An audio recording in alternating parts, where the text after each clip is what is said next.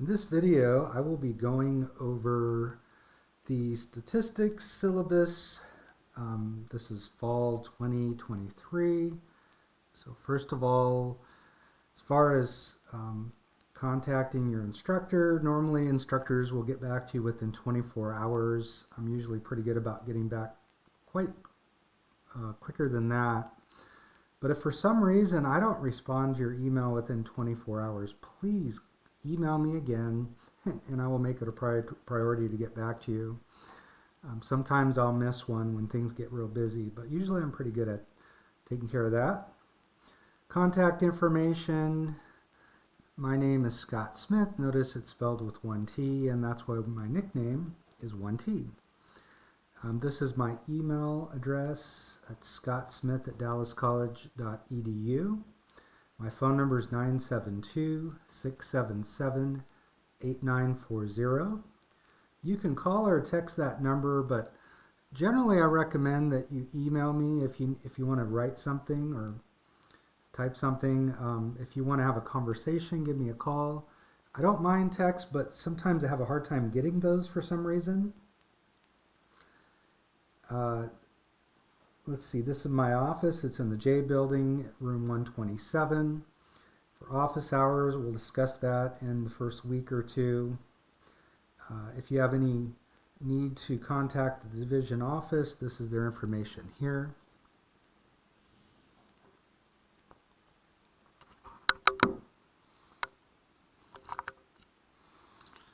Okay, so course information, again, this is Elementary Statistical Methods, Math 1342, and we'll be meeting on Tuesdays and Thursdays from 11 to 12:20. The certification date this semester is January 30th, which is a Monday. We'll talk about that in a little bit. And the last day to withdraw from the course, if for some reason you need to withdraw this semester, is Thursday, April 13th. So I would highly encourage you to speak to me and or anybody else that would be affected by you withdrawing from the class. Sometimes students will just stop showing up. You know, they get, they get discouraged or maybe something else comes up and they end up just not showing up.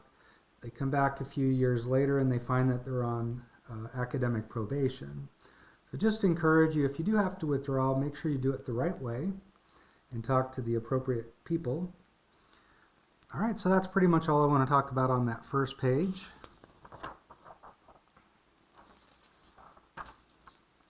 Not a lot to say here. There's a course description. You can read that on your own. Same thing with student learning outcomes.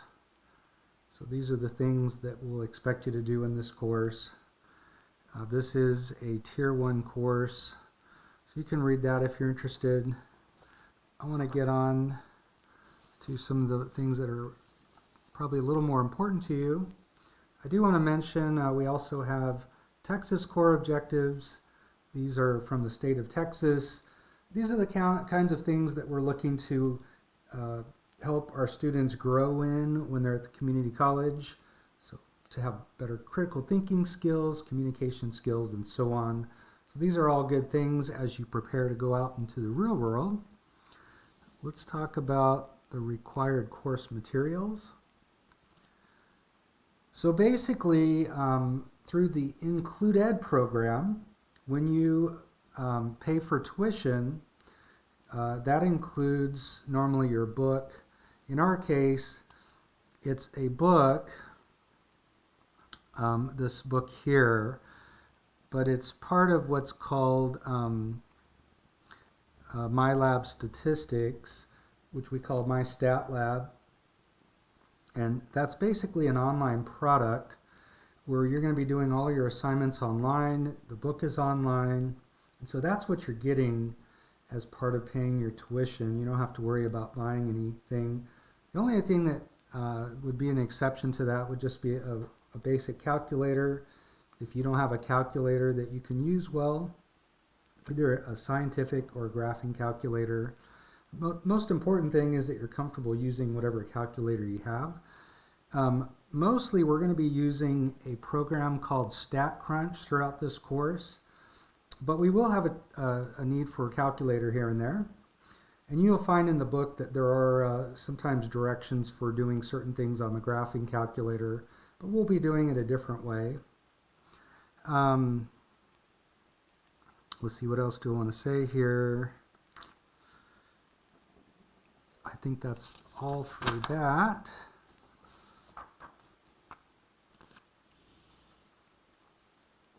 So to get started in My Stat Lab, when you're in eCampus, you just click on the Lessons Assignments link, and then when you click on one of the My Stat Lab links in the My Stat Lab folder, the first time you go in, I think you have to agree to a license or something like that, so it's pretty simple.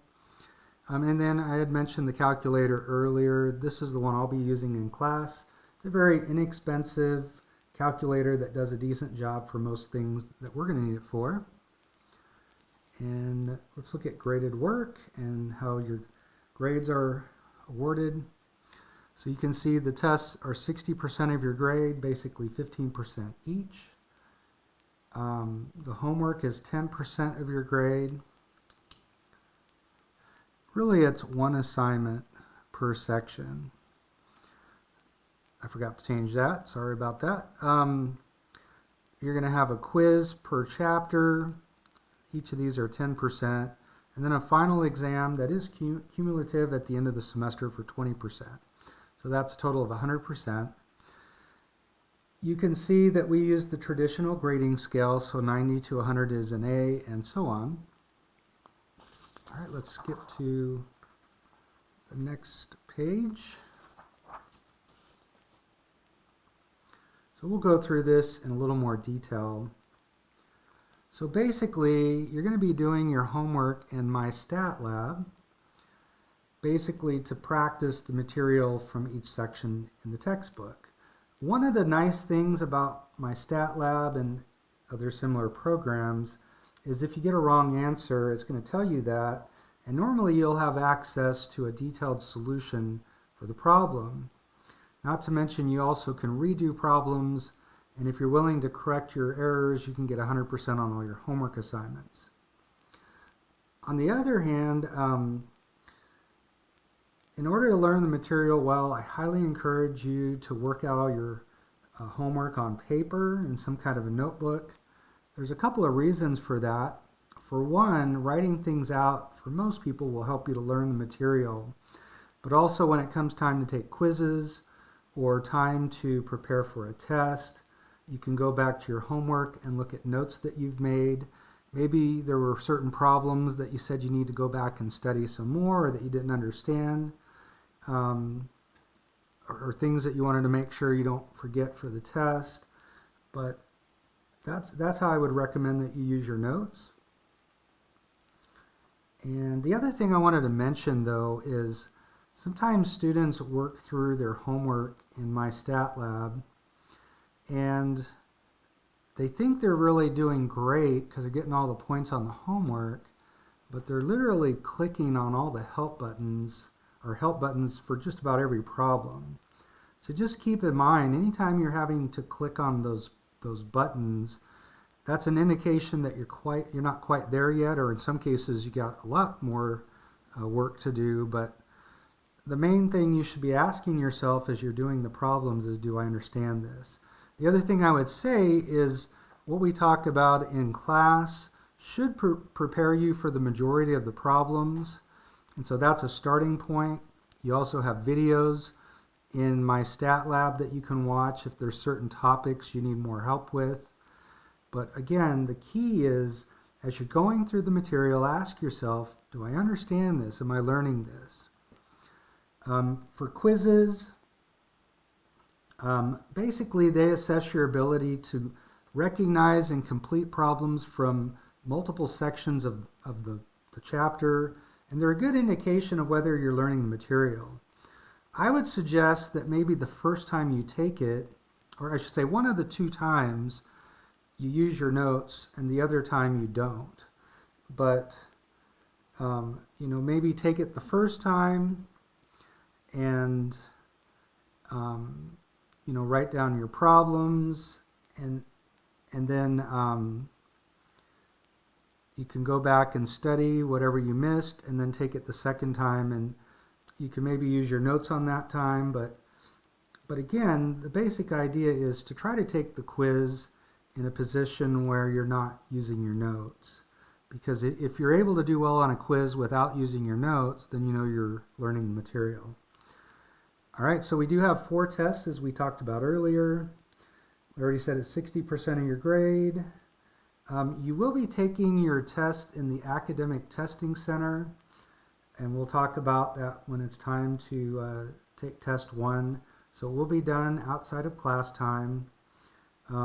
It's going to be really important when you take your test that you also submit your work, because I'll go back through the problems that you missed, and based on your work, you may get some extra credit.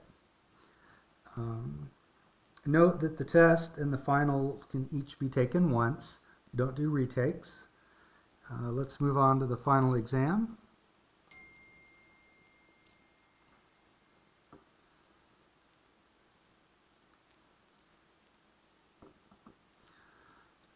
All right, so the final is comprehensive. We talked about that before. Basically, it's going to cover problems from throughout the course. This is a course that builds, and I hope by the time we get to the end, you'll feel like you're starting to put it all together. That's the idea.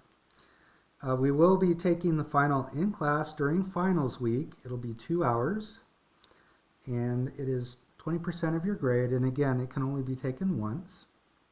As far as late work is concerned, the first thing I would say is, if you want to be successful in any math course, and I believe this is very true in this course, it's really important that you try to, if at all possible, get your homework and your quizzes done by the due dates. Take your tests on the due date, if at all possible. If for some reason there's some kind of special circumstances and you miss a test, please contact me immediately as soon as possible, and then maybe we can work out something so that you can take it at another time. I'm a very fair person, but at the same time, students need to be responsible and take care of business so that they're prepared to take the test on time. All right, and basically what I've done this semester, I'm going to try this. If you do a quiz or a homework assignment and it's late, there'll be a 25% deduction, which means you can earn up to 75%.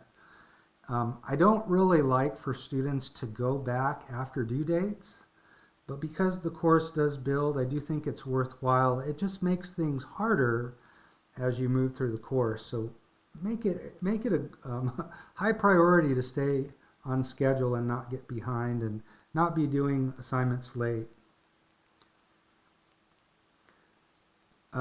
Communication, main thing I would just say here is it's really important when I send out announcements in eCampus that you're seeing those.